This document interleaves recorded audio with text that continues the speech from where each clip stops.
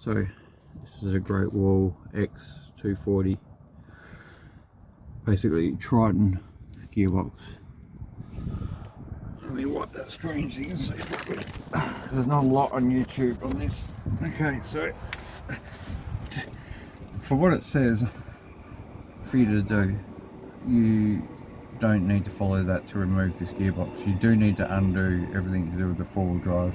You do need to undo the rear drive shaft.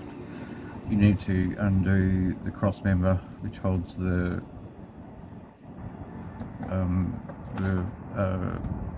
mount for the gearbox, and remove all that.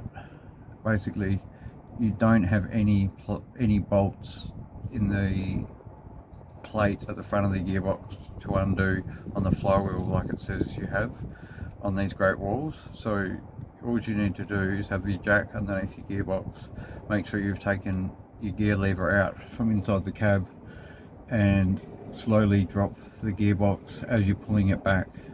You won't bend anything or break anything. You don't have to undo the bolts that are apparently meant to be in the side of these things in this side hat where the fork pokes out on the thrust bearing. You don't have to undo those bolts at all. They don't do anything.